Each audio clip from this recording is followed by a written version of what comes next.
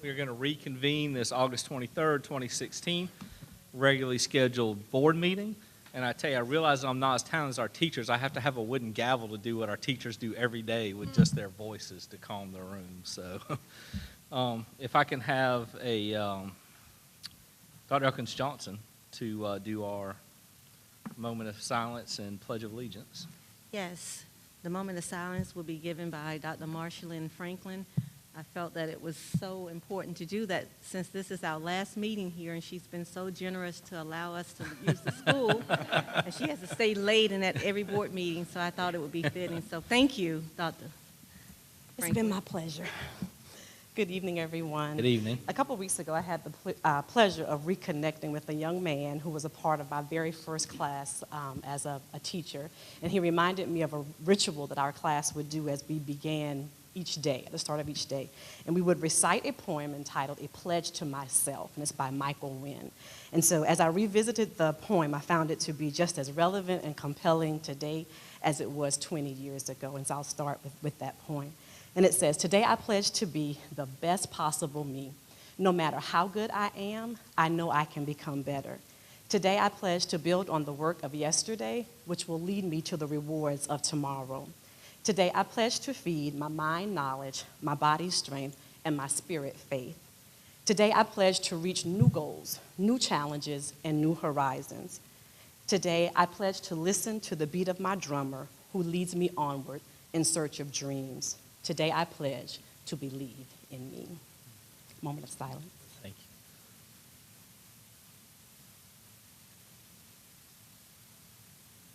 you. Thank you. Thank you. Do you pledge allegiance for us? Yes. I pledge allegiance to the flag of the United States of America and to the republic for which it stands, one nation, under God, indivisible, with liberty and justice for all.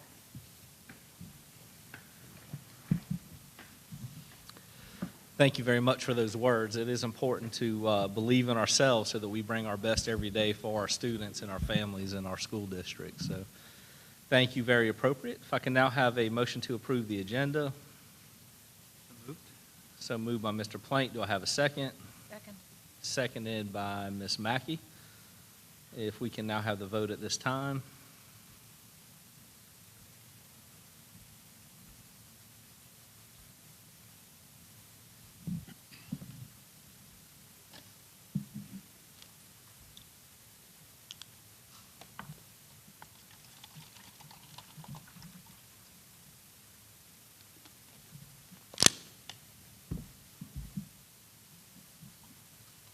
And motion passes 7-0. Y'all keep making me nervous.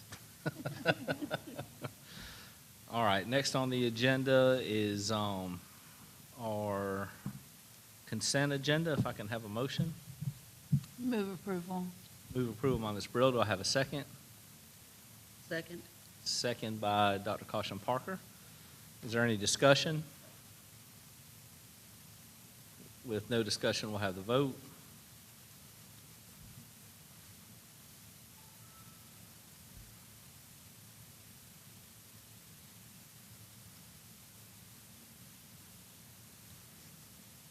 Motion passes 7-0. Thank you very much. Next on our agenda, we have our public participation. I have no one who signed up at this time, but if you would like to come forward and speak to the board, please do so now. All right, no one coming forward. We'll move on to our executive session item, student appeal, the tuition reimbursement. If I can have a motion. Chair, Go ahead. I would make a motion that we deny the appeal. Motion's been made to deny the appeal. Do I have a second? Second. Seconded by Ms. Mackey. If we can, is there any discussion? We'll have the vote at this time.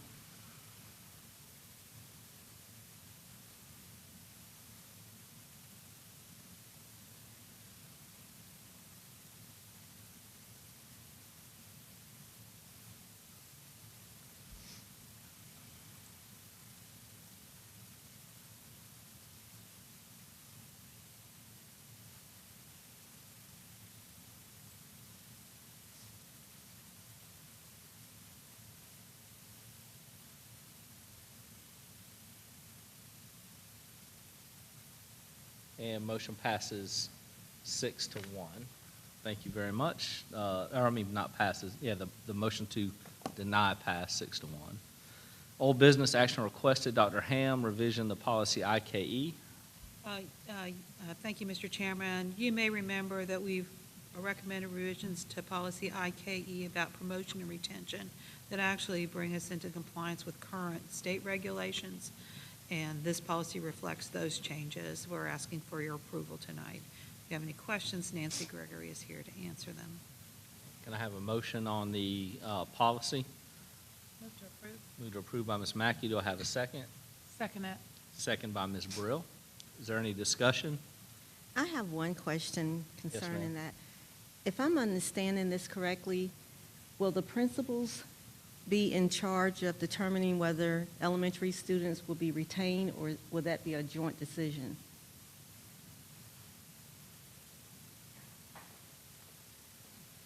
In the policy, it makes reference that there is a school panel review that is recommended, an interdisciplinary team, but ultimately the principal would make the final decision. But again, the team would make a recommendation.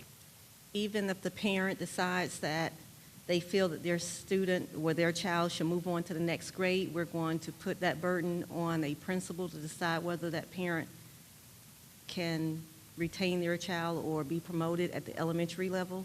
The ultimate decision, like we said, would be to establish a panel of school professionals to make a recommendation. And it talks in the front part, or in the beginning under promotion and retention, about making decisions in the best interest of the student. And so, of course, input from the parent would be considered. Right, I understand the input from the parent, but if my child is in second grade and the professionals are saying your child needs to be retained, but as a parent I'm saying no, do not retain my child, I'll take full responsibility for that, whether it be an outside tutor or summer school.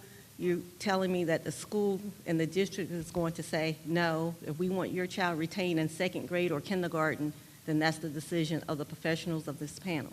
And we would always work with the parent and take the parent's input. Right, I understand that. But again, that's not what our policy says, because we're saying we're going to work with the parent and take Right. the parent's input, but our policy is stating it doesn't matter what the parent's input is. If that principal and that principal's panel decides that we're going to retain this child, then that's the final decision.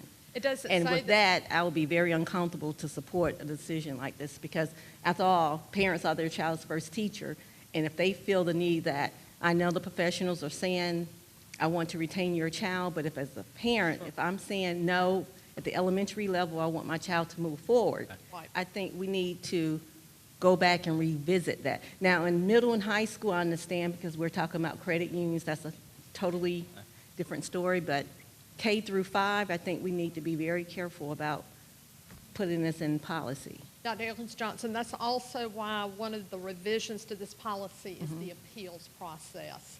And it is very explicit as to an appeals process that we have, all it had before is there is an appeals process. And so the committee has taken time to spell that out very explicitly. I understand that, but if we're talking about a family who, I will use my own family, who's not comfortable in the educational setting and would not have the resources to go to a school and sit in front of all these educators and complete an appeal, what about the average parent? A parent who doesn't even understand or know how to even start the appeal process. Ms. I'll Mackey? chime in on that if I may, Mr. Chairman. Go ahead, Dr. I Ham, think, sorry. first of all, we want to make decisions about retention of children that are going to help the children. And it's very rare that when parents are strongly opposed to a retention, that a retention is in the best interest of that child, because that kind of relationship ends up being damaging. So I think what you're saying is probably very unlikely to happen. But ultimately, that decision is the school's decision. And I would be shocked if that ever didn't work out okay. But I think our responsibility is to make decisions that are in the best interest of the children and as they affect other children and the school. I I understand. think what you're describing would virtually never happen. Well, Dr. Appleton, you can I just give Ms. never, Mackey you a never chance to know. speak as well? Right, but let me just make a comment to what Dr. Ham said. You never know that. I mean, we're putting this in writing, so that's one thing to say what Dr. Ham is saying, and she's on her way out at the end of the next year. What if Dr. Davis comes in and say, well, I know Dr. Ham said that, but this is the policy. So right now, I'm speaking on policy, and our policy that we're trying to change indicates that the decision of retention will be at the mercy of the principal and the principal's committee. And I'm very uncomfortable with that because I think at grades K through 5, parents should make that call and that decision and take ownership and responsibility if the kid does not be successful.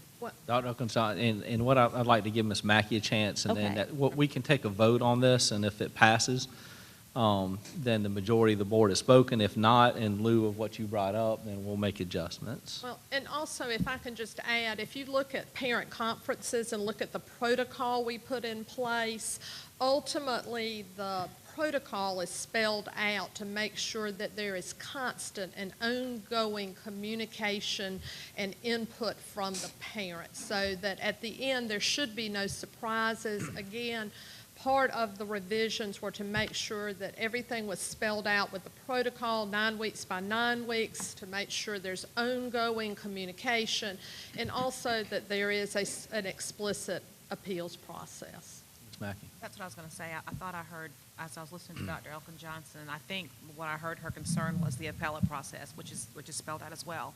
Perhaps one of the things that we can make sure, and I was reading through the policy as well, yeah, everything is full of all hands on deck. So maybe making sure that if there is a situation where a child is, retained, that maybe we can make sure that they're aware of the appellate process. That's our policy here, but maybe if we make sure that the parents are aware, then maybe that would assuage some people's concerns. And we are working with Ms. Ruth. This will be printed in the parent handbook. Good deal. And so, yes, this is one of those policies that we want to make sure that all Sure. parents are aware of. Mr. Chairman, Yes, sir.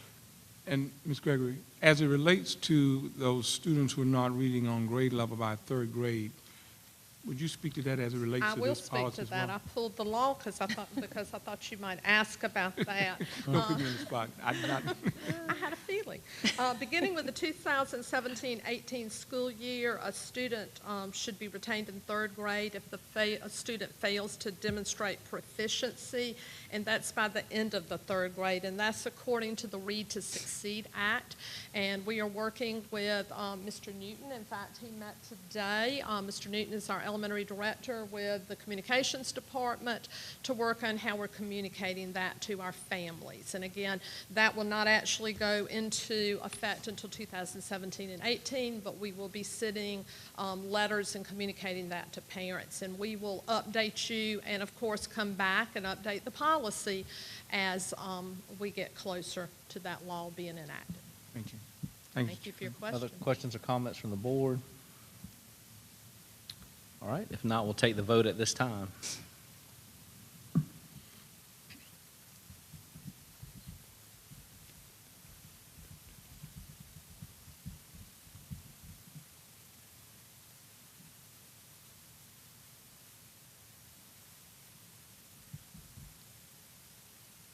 Where's Jill? We haven't gotten the vote button yet. You did? Didn't vote. Oh, I did vote. It came up a long time ago. You probably already had it. Wow. I'm sorry, I promise I'm not asleep at the helm. All right, vote passes 6-1. Thank you. Thank you very much. Sorry for that.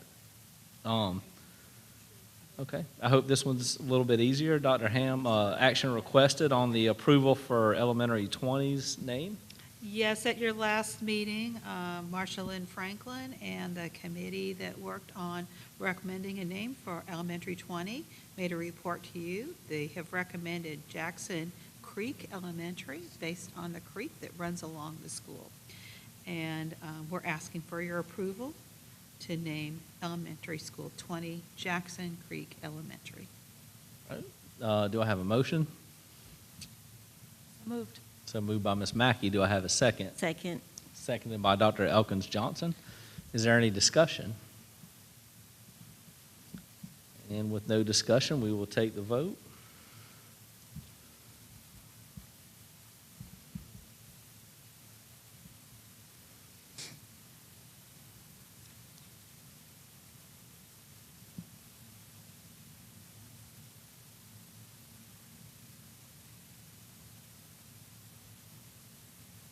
And motion passes 7-0.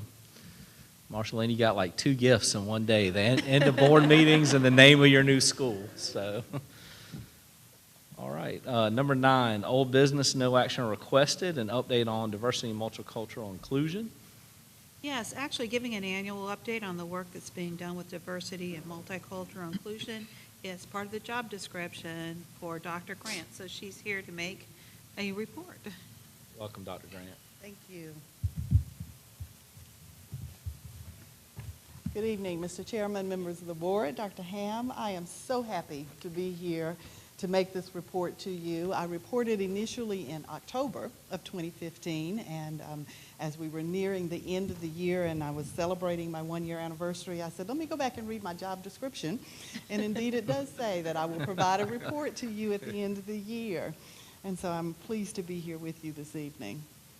The initial goals that we talked about back in October of 2015 were surrounding the areas of staff development and training, recruitment and retention of staff and vendors, and community outreach. And so those have been the 3 largest areas where work has been centered over this past year. In staff development and training, I've had tremendous cooperation and collaboration with all of the departments of our district.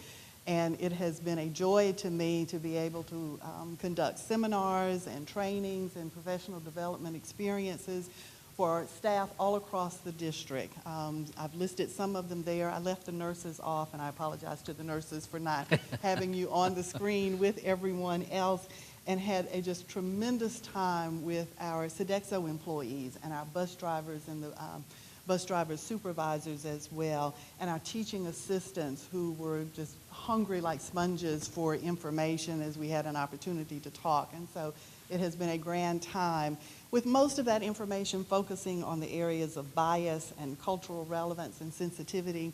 And I've also conducted information for our administrators, for our PE teachers, our athletic directors in particular, on transgender and gender nonconforming students and the accommodations and any procedures that would be put into place for them.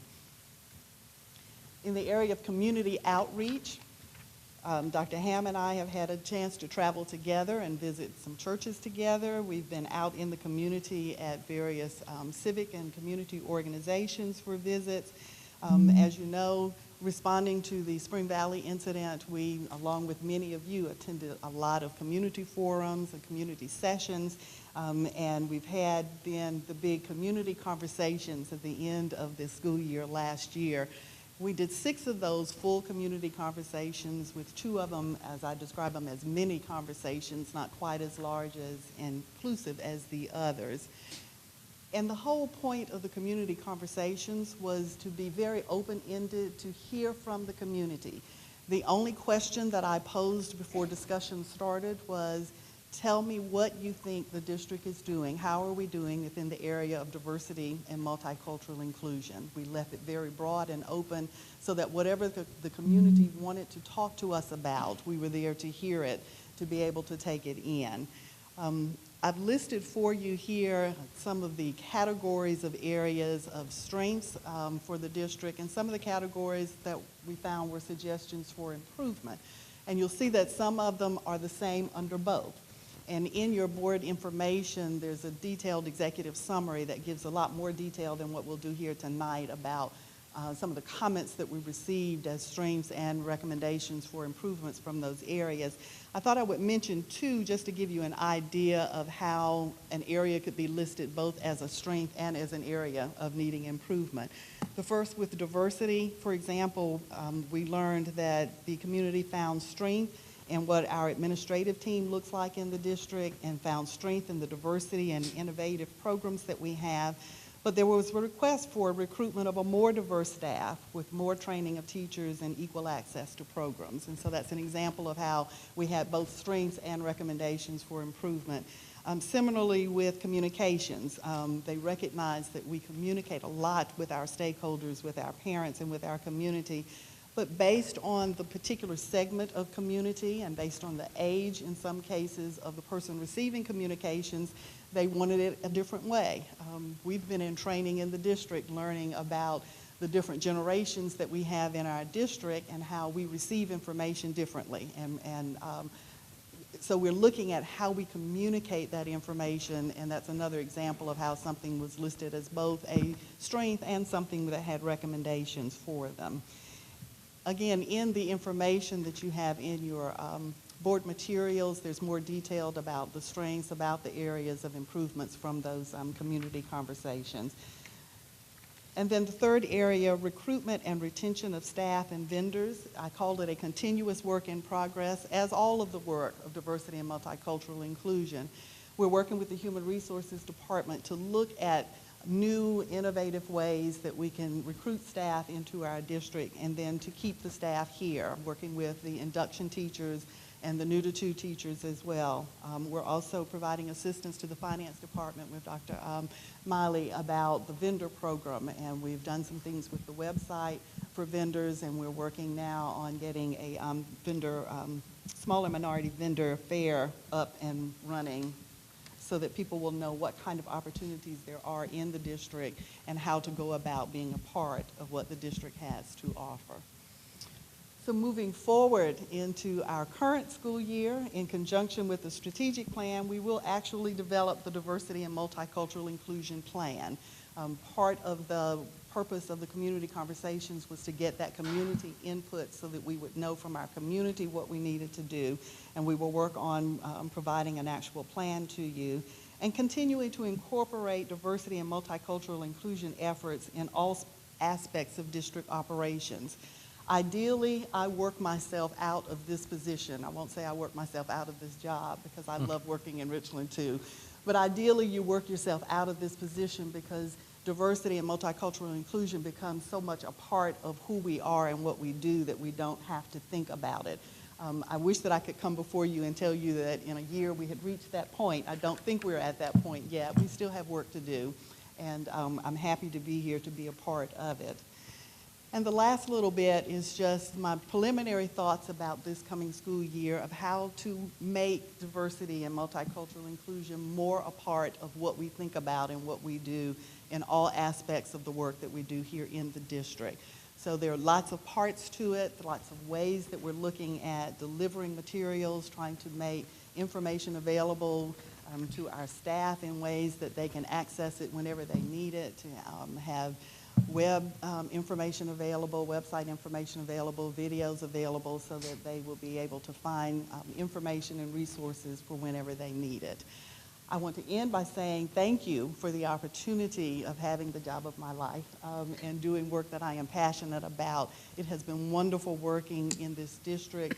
Everyone has been very responsive. I believe that we are making progress, and I am happy to be a part of it. Thank you, Dr. Grant. Questions? Yeah, I want to say thank you, Dr. Grant, for your presentation. It is timely and concise. I know that as a nation and internationally, diversity and multicultural inclusion is something that people in general have a lot of blind spots in area, and I think it's important that with regard to leadership, that we be well-versed, professional, and just really sensitive with regard to diversity and multicultural inclusion from a leadership standpoint. So I appreciate what you're doing.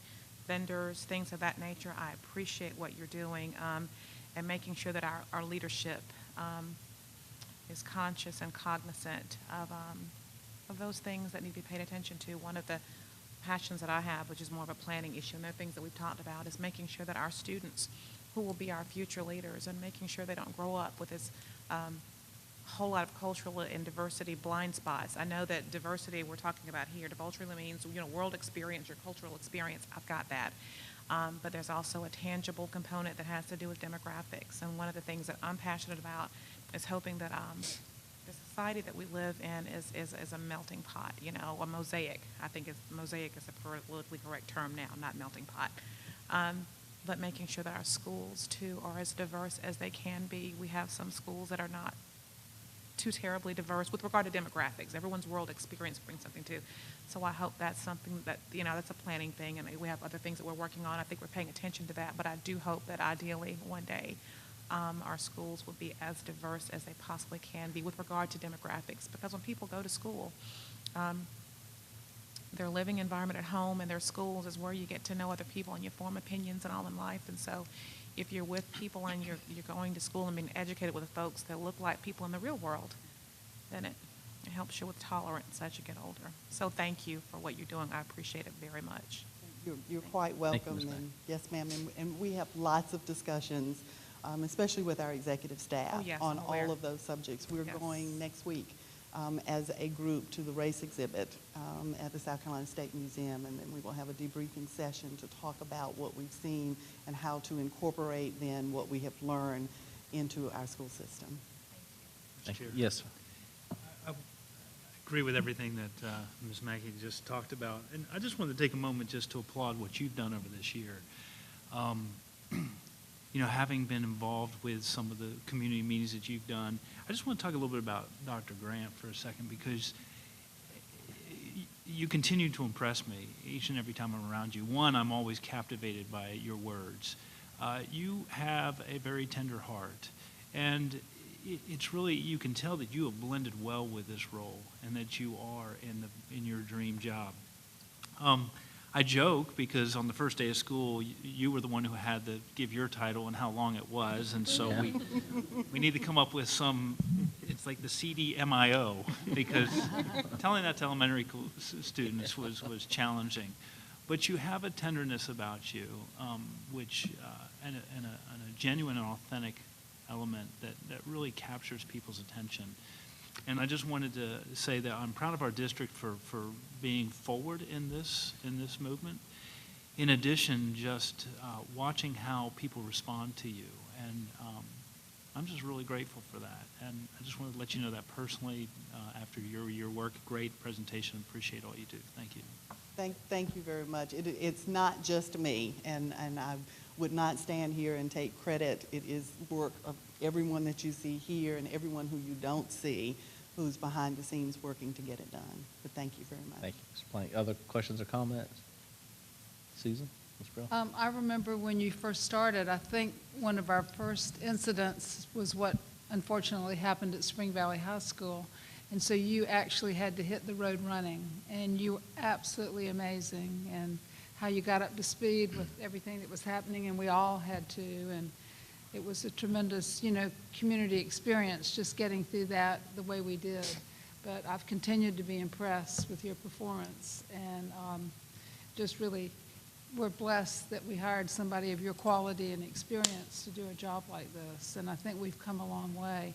I, like many of the board members, tried to come to all of our community conversation meetings, and I thought those were excellent opportunities for the community to have their say about what we were doing right or what we could do better.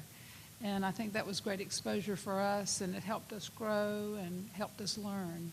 And so we're just really fortunate to have someone like you doing this job. So thank you. Thank you very much. I'm very proud of our school district and how our school district responded to that incident, and continue to be proud as we move forward for the work that we've done. Thank you. Other questions or comments? Mr. Chairman? Yes. I think the comments of my colleagues certainly are sentiments of everyone who's not speaking. So let me just sort of say that on record, Dr. Grant. Question, will there be an opportunity when our visit occurs with Adventure, formerly Advanced Ed? SACS? Advanced Ed. Advanced Ed, thank Yes, you. sir. Will there be an opportunity for this new initiative that's had such a tremendous positive impact on our district, be given an opportunity to be displayed, to be included, discussed, presented? And I could be asking Dr. Ham or anyone else. I want to put you on the spot, Dr. Grant. I am confident that they will see the work of Dr. Grant. Is it a part of the self-study? Let me be more specific then.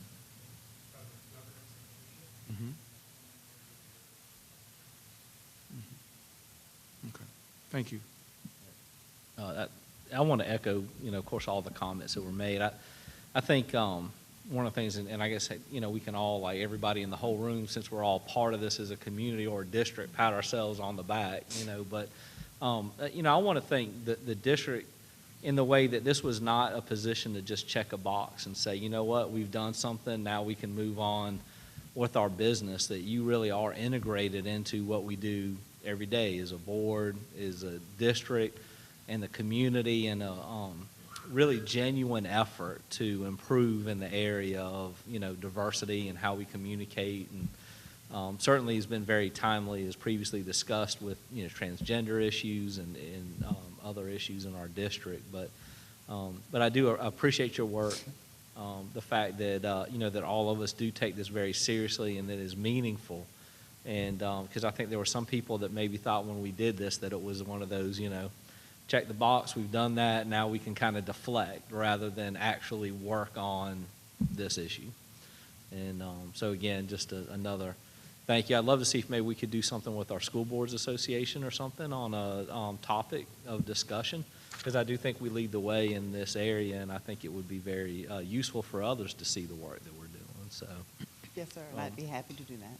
great. Thank you very much. Thank you. All right, Dr. Ham, update on our communications plan. Libby Roof will be making this presentation.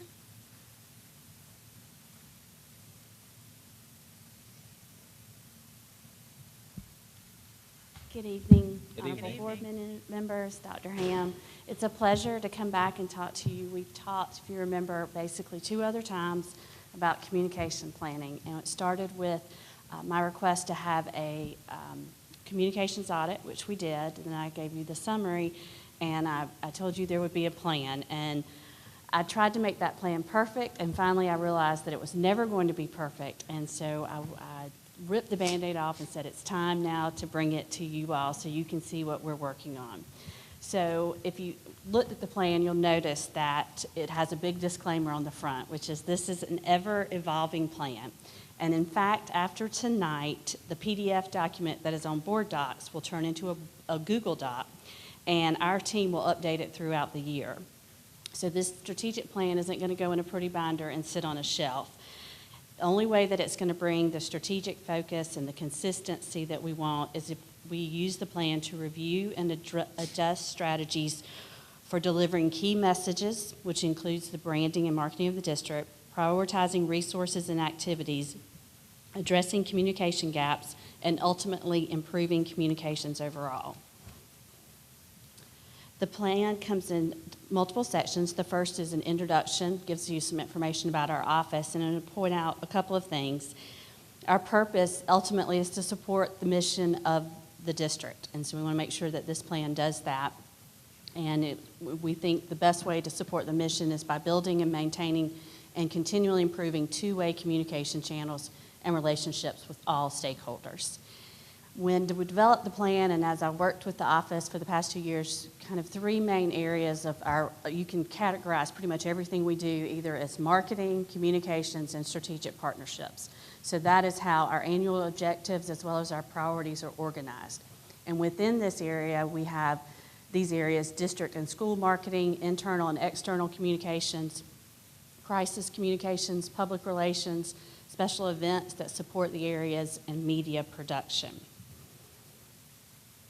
Now this is our org chart, which is not your typical org chart. And I was actually, when putting the plan together, researched organization charts and come across this as an example of the type of org chart that's in the emerging, what they call the social era, where it's the influence and the emphasis is on the quality of what you share with your network and not control. And the organization in creating intangible values doesn't fit in that typical triangle-shaped org chart. And I think this is how we function as a team best. And while I'm on that, I'm going to ask my team members who can to stand. Some of them are, of course, behind us, as you know, but I believe I have most of my office, not all. We have up front here Martha Jones and Shelley Kriegshaber. Back there in that corner is Dr. Teresa Riley-Stevens. We have Ishmael Dusselbohr and Megan Moore. And then, of course, behind the curtain, waving to you, Joe Burke, Tony Kenyon, Adam Ginsberg, and Brian Calley. They make the magic of this board meeting happen. So I couldn't be standing here tonight if it wasn't for these great, talented people. And one of the things in talking about the plan with them is what I want this plan to do is to keep me from getting in the way. I want to be able to be their leverage to empower them to do what they can, so we have the structure in place. So they have the talent, and I'm just here to try to help them get the resources and the time and everything in the right place. So the annual objectives, you saw there are a lot, and we divided them into the different areas. What I wanted to show you out of that was basically what we're going to try to do for our big major annual objectives is develop a time, task, talent, and budget chart for every objective. This was where I thought, oh, I'll get all this done before I finish the plan. Decided that was a little bit too ambitious and probably not as effective as actually doing it while we're doing the work this year. And because we just finished, or we're working on the back to school handbook, and so as we were doing that, Megan and I have already been talking about what we want to do for the coming year. So I just used that to develop this timeline. It's not very specific, but it's just enough to keep us on track, because one of the main things we do, of course, is crisis communication. And when the fire happens, we've got to be able to put some people on putting out the fire, and then this will help other people who maybe aren't responsible for this every day can step in and make sure nothing gets dropped. Then we go on to the priorities, and to start those off by talking about the key messages for the year and key happenings for the year. So our goal would be every year this section is going to change based on what we have going on. For instance, when I started writing the plan, Dr. Ham had not made her announcement about retirement. So just a few weeks ago, I added in one of the key happenings for the year is the transition that we'll have for the superintendent, as well as Dr. Morgan, Natasha Morgan, sent an email out about the new mentoring focus for girls in Pearls, I think it is. So that would be a real focus that our communications office wants to support. So that was added. We have area priorities, and that's then where we have the different areas worked on what they feel like are the priorities using the information from the communications audit. Now, marketing is a big emphasis and an area of concern for the board, so I wanted to talk a little bit about it specifically. You'll see that one of the first things on the marketing plan is that it calls for working with a professional advertising agency. Both Dr. Riley Stevenson and I believe that that is key to making it successful. Marketing plans are not cheap to implement. In fact, looking over them, the basic kind of skeleton plan is we would estimate about $150,000. We just read an article today about a district that's spending about $850,000. I have seen some spend upwards of $1 million. So it's a lot of money to invest, taxpayer monies that is often questioned. So we really want to make sure we get the best bang for the buck. Now, we know we don't have that kind of budget right now. We're going to continue to move forward in doing what we can. For example, it's kind of a combination of marketing, communications, and strategic partnerships. We got photographs of our graduates, if you saw, and we had a billboard that recognized the class of 2016 for their scholarships. Through our partnerships, we were able to get 2 billboards donated for a period of time, because it cost about $1,500 a month to get a billboard. And now, in the marketing plan, we want to come up with kind of a standard billboard that we might use for the entire year. This is just an example of using something we already have, Richland School District 2, where success happens. This might be an example of a standard billboard that we would have up, combining what we did before, showing our graduates with where they go. And we could use that as maybe a typical billboard that we might have for the school district. But again, those cost money, and identifying funding for that, so that taxpayers often question who pays for those billboards. I may get those questions. But that might be something we could do if we work on finding more partnerships or unique ways to fund that. Libby, my only issue with that is the Clemson shirt stands out a lot more than the Carolina shirt. So if we're going to do that, we need to fix that. I know, we can't see Carolina at all. A Carolina fan designed that part, so I can't say I had any influence on that. But then that is just an example. I wanted to give. of what, in the plan, you'll see a kind of standard billboard and putting it in key places. Thank you. But Sorry, I I'll hope I make didn't note of throw that. you off, but that was a key No, that's okay. issue, That's so, all right. Yeah. In the meantime, so we will continue to work these ideas, and when we can find the funding, jump on them, have things in place. So if, some money drops in our lap and we, get through the year and we see we got some money or we find a new source, we can jump on it. But I want to talk about another part of branding and marketing that a lot of companies have used successfully, and it's a low cost, and that's customer service. Chick-fil-A, Publix are very successful as using that as part of their branding. So we have started this year a branding campaign through customer service, and it's a way for us to not only focus on training employees through good customer service techniques, but also to inform them of how important it is in defining the Richland 2 brand. And as this quote says, courteous treatment will make a customer a walking advertisement. Our employees can be walking advertisements, and then for how they treat their customers, our customers, will become walking advertisements. Low cost. So how we kicked that off is we started with a video about customer service and the connection to branding and its importance ultimately to the students, and that was shown to employees this August. We're going to continue to do video trainings like that. And so I'm going to end on that video, and then I'll take your questions.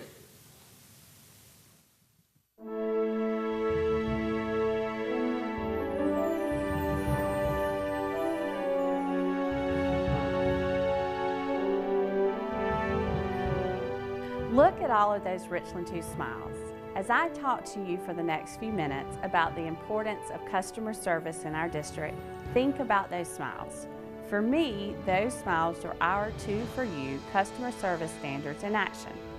Right now, you are my customer, and the emotions you feel at this moment influence what you take away from this video. Personally, I don't want you in the flower petal with rage or loathing. I know, however, that a typical reaction to mandatory customer service training can fall in the negative petals. Someone watching this video right now might be bored or distracted. I don't need training for customer service. That comes naturally. Another viewer might be annoyed or a little scared. Oh, great, they think we aren't good at customer service. Let me assure you that's not what this video is about. Instead, I want us to focus on replicating what we are doing right. I'm asking you to reflect on quality customer service and how 2 for You can become an important part of marketing and branding Richland 2. Let's start with thinking about examples of legendary customer service that produce positive emotional encounters that influence the opinions we form about a brand. The founder of Walmart is quoted as saying, "The goal of a company is to have customer service that is not just the best, but legendary." You can't be legendary if you don't work at it. In fact, if you put customer service skills on autopilot, chances are they won't get better. Instead, they will probably get worse. Why? Because we're humans and life gets in the way. We multitask, get distracted, and sometimes we just get lazy. The path to legendary customer service involves taking time to evaluate what you are doing and look for ways to consistently replicate the positive emotions and reduce the negative emotions. What company comes to mind when I say legendary customer service? Maybe it's your favorite Chick-fil-A, where the servers never fail to say, "My pleasure," when assisting you. Or what about Publix, where shopping is a pleasure? I can walk into Publix and truly feel that way. That's why my grocery bills are so high. For companies like Chick-fil-A and Publix, customer service has become part of their brand identity. Their employees are walking advertisements, constantly reinforcing their company's brand. We are well on our way to making customer service part of the Richland 2 brand, thanks to the work of the Transient Student Task Force. The task force developed the 2 for You standards. So why did this task force spend time working on customer service? For the most important reason, our students. Shep Hyken, a customer service expert, teaches that all of your customers are partners in your mission. And what is our mission? In partnership with our community, Richland School District 2 prepares all students for success. To fulfill our mission, we must develop positive relationships with all of our customers, because without the positive emotional experiences, our customers will not become partners in our mission. So I'm going to illustrate the connection for you using me as an example and a line of dominoes. Let's say I have a conversation with an administrator and I'm not at my best and certainly don't live up to our 2 for You standards. Let's just say the conversation doesn't go so well. Next, the principal runs into a teacher in the workroom who asks about starting a new environmental club at the school. The administrator, still reeling from her interaction with me, cuts the teacher off with an abrupt no. The teacher returns to his classroom and is immediately greeted by an eager student. But the teacher doesn't return the student's enthusiasm and barks out a command to get in his desk. The student gets home later that day and tells his family about what a crummy day he had at school. Let's see what can happen just by changing the first conversation in that chain of events. My talk with the principal ends well and positively because I upheld our 2 for You standards. And the principal runs into the teacher and they brainstorm ideas for a new student-led recycling program. The teacher returns to the classroom and warmly greets the enthusiastic student who returns home that day bragging about his science teacher. Get the picture? You can make a difference no matter what you do for our district. During the school year, we will share more videos to spark excellent customer service. For now, some basics to remember are: put yourself in your customer's shoes, have empathy, make a personal connection, smile, even when you're talking on the phone, keep a sense of humor, use positive body language, share joy. Also, I ask you to be a goodwill ambassador for the district by going above and beyond what our customers expect. Why? Remember the importance of emotions. Your goodwill produces positive emotions which come into play when something goes wrong, and it will. Your goodwill might just be what influences a customer, whether that is a coworker, a parent, a community member, or a student, to give us the benefit of the doubt, to trust us to make it right. Remember, we need partners to prepare students for success. So let's spark those partnerships and that support by making our customer service standards, 2 for You, part of the Richland 2 brand. Excellent. That finishes my report, and I know it's a lengthy plan, but I'm glad to answer any questions you have. Questions or Great job. comments? Just a comment. Dr. Very Johnson. nice. Great job. Thank you. It was a group effort. Absolutely. Other questions or comments? I know you said we multitask. My wife says I don't. We do. Thank you. Thank you. That was an awesome presentation. I'm sorry, we were just Go ahead, talking yeah. about customer service recently, so it's ironic that is a big part of the branding effort. Great presentation. I'd love to see a few of those slides. It was too much for me to write down, so Absolutely. great Right. presentation. And we'll be. Thank you for hope- you and your we'll- team. Thank you. Yes, they are great. And we will be doing different videos as we go throughout the year and sharing those with employees through our UN2 newsletter. Wonderful. Thank you, Libby. Great job. Thank y'all. Thank you. All right. Next on our agenda is agenda items for September 13th in our new location. Dr. Ham? Yes, Mr. Chairman, we will have a faculty focus, an update on our early childhood education program, an update on our summer nutrition program, along with a check presentation from Sodexo.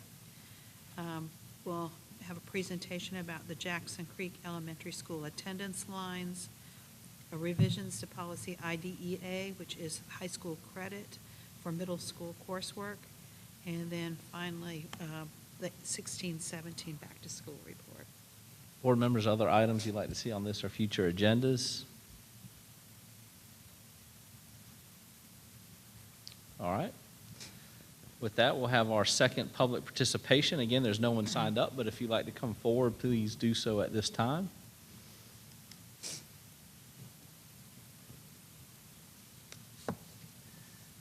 Hello.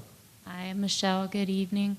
On the next agenda, I would like to discuss, I'm a mother of 4. I have 2 children that are in middle school, and my concern is lunchtime.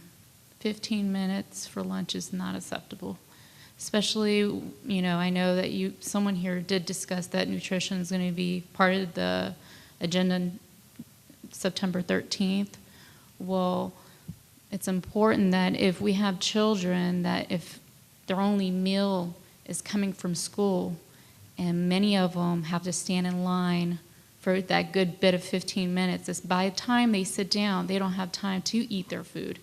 My children bring their lunches from from home to school, and still don't have enough time to complete their meals. And this is healthy meals. So I would like that to be addressed. I'm going to personally do some more research because some middle schools do have 20, 25, 30 minutes, but the one school that my children specifically go to is 15 minutes. And I do plan on speaking with the principal at that school to see why, try to educate myself a little bit more. But I'd like to challenge you guys all to, go to the cafeteria yourself and see how long it takes for a child. I mean, we're all old enough here to know that when we had lunch, we didn't have to rush and almost inhale our food. We could get in line, get our food, even though back in the day it was probably not nutritious. But we would eat, and we'd have time to socialize outside. I mean, we had a good time, and then we went right back to class. So I'm just wondering what went wrong there, and I just think that's very important that that's addressed. Thank you. It's something that I think we talk about every year is meal times at schools. It seems like it's come up on a regular basis. If you'd like to share your information with Mr. Price, he can also follow up with you as well as the school principal on this particular issue. Okay, thank you so much. Absolutely. Thank you. I'm curious too, can we find out if all the schools have the same lunch time allotment at another time? We can have a report back on our school Thank you. lunches. Yes, sir. Hey, my name's Robbie Green. I'm the campus pastor at New Spring Church, Northeast Columbia. You want to pull the mic out so you can stand? That would be great. Thank you. Thank you so much. Help my back out. So I'm the campus pastor at New Spring Church, Northeast Columbia. I am a pastor, so this is the first time I'm forced to talk in under 3 minutes. But I did want to say we've been meeting at Spring Valley since January, and I wanted to say two things. Number one, thank you to everybody in here, teachers, administrators, board members, district staff. The past year in our state and our community has been incredibly tumultuous with floods, racial tragedy, injustice, political tension across the state. And I felt like our district has come through that incredibly well. And it's a tribute to all the things that you guys do, which is often underpaid, underappreciated, and underrecognized. So my first word is thank you. The second thing is I noticed in that commercial you just played that Sam Walton said that legendary customer service is what they wanted to be known for, and I don't think we've experienced that at Walmart in a long time. Thank you. So, my thought with that is that in creating a culture, what we do is more important than what we say. And so I want you to hear from me that my heart for our church is that we are for Richland too, and we are for our community, whether that's meals for teachers, school supplies for teachers and students, or just general support and prayers. I want you guys to know that we are for you, for our community, and for Northeast. And in a season when too often the church has shown up with a microphone and a stick, I hope that you know we're here with a serving towel, and we do anything we can to serve this district. So thank you. Thank you. Thank you very much. Awesome. Thank you. We are very fortunate to have a lot of our faith groups and Richland too be very supportive of our community. And so thank you very much for those comments and for being here for us. We do appreciate that. All right, anybody else would like to come forward to speak to the board? Okay, with that, we will have board and superintendent comments. We will start with Dr. Elkins Johnson and move my way to my right. Okay. I had the opportunity to visit just a few schools the first day of school, and we are off to a great start. So thank you to the teachers, students, parents, and community. And I look forward to coming back soon, and I will have a great school year. Thank you, Ms. Brill. And I too enjoyed tagging along for the 3 days of going back to the schools when they were just opening. And some of the highlights, and there were many. At Blythewood Middle School, there's a first-year teacher, Franklin Turner, and he sings as if he's in opera. Could be operatic. And he did sing for us, so that was fabulous, and he's in the music department. At Bridge Creek, we saw a Chihuly-like design chandelier. are made of recycled plastic bottles, and they hope to do that throughout the school, so that's a good use of recycling. At Blythewood High School, we visited a number of classrooms, but really an impressionable one was the African American history classroom, which I understand is the only one in the district. And at Polo Road, right here, we visited the dual language immersion class. And once you pass the threshold, you cannot speak English. And so that was hard for me. But Dr. Franklin, you know, she said, "Be quiet." So that was amazing, and what an experience that was. And then at Lake Carolina Lower, we danced with the students in their music class. So we had a very active tour, and it really was exciting. It's a great way to see everything that's wonderful in Richland, too. And then I wanted to say happy birthday to Georgette. Well, happy birthday. Ms. Mackey? Yeah, I have a page full of things to say, but since we have the opportunity to get out of here a decent hour tonight, I won't belabor the point. I want to thank you for your comments, and I want to just end on the note that what we do is absolutely more important than what we say. And thanks to everyone in this room, faculty, staff, and the people up here for what you do. It is impactful and so much more meaningful, and oftentimes confirmation of what you say and what you do line up. So thank y'all always for your time. Thank you, Ms. Mackey. Ms. Plank? Yeah, so I too had the privilege of going on the caravan for 3 days around the schools, and I'll tell you what, by the afternoon my back was sore and I was sitting down, and I'm reminded of my admiration for what you do, for the teachers, the educators, for the administrators. It truly, and I've said this over and over, but it really is a calling. And what amazed me probably the most is walking into a classroom of 20 young kids already on day one in their order of things. And I can kind of figure out, I can't figure that out with my 3 kids. And I don't get it. But you know, it's also, I'm reminded of the bonds that are being made that quickly. And these bonds that are made at kindergarten and first grade are carried all the way through. You guys who do this day in and day out know that you're watching them cross the threshold and getting their diploma those 12 years later. And my mom, who was a lifelong educator, still has communications with kids that she taught decades ago. So it's just amazing to me what you do day in and day out, and I'm really thankful for that. And if you need a jump start on 2 for You, go visit the school for those in the community and spend time in a classroom and just watch the joy that the teachers have, the spark in the kids' eyes. And I'll finish on that. You know, this year's theme is Be the Spark. And I have this little rock that says Be the Spark that I've put on my desk at work just as a reminder, because it's such a simple concept that just a little spark can create greatness. And so this is something to remind me of that, especially when I have those times where I'm a little beat down. But anyway, just great job. Thanks for the presentations this evening, and we're off to a great year, and I'm excited about our customer service platform and what that's going to look like. Thanks. Mr. Plank, do you have a second one of those and you rub them together and they create real sparks? Yeah, that's a good idea. Dr. Caution Parker. I'd like to thank you, Dr. Grant and Ms. Roof, for 2 outstanding reports. Very well prepared, very well done. Thank you. And to everybody else, we're off to a great start this year. I know it will continue, and we'll be seeing you around. Thank you. Thank you. Mr. Jackson? Thank you, Mr. Chairman. I, too, want to echo the comments of my colleagues. It was a great experience visiting schools.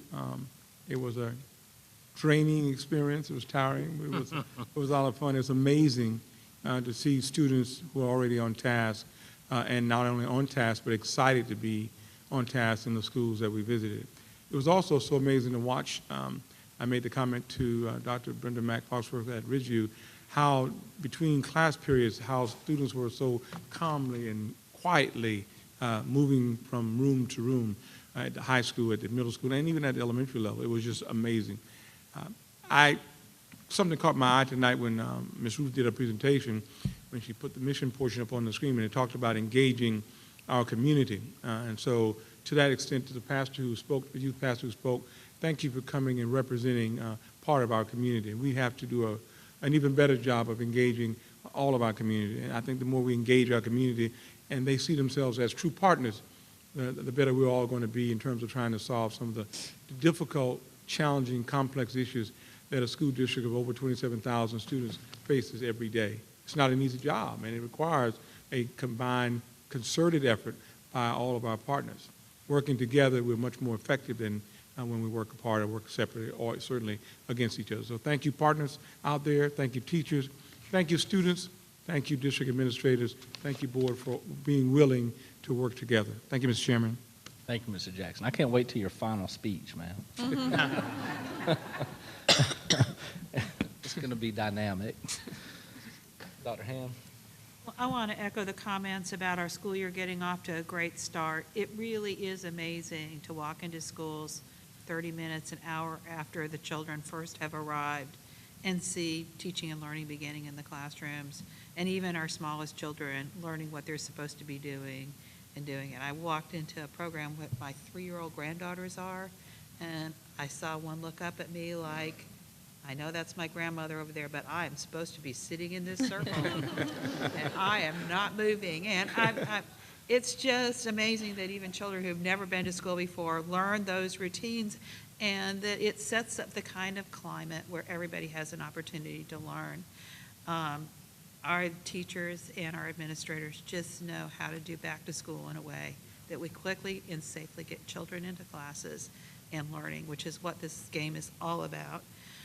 The other thing that I'll remark on that was really satisfying to me was to visit classrooms of our new teachers and find so many of them that are our students who have returned to become our teachers, or to find families where the grandmother and the mother and now the daughter or the son are all teachers and have all been teachers in Richland School District 2. Those traditions really do help make us a family, and it's wonderful.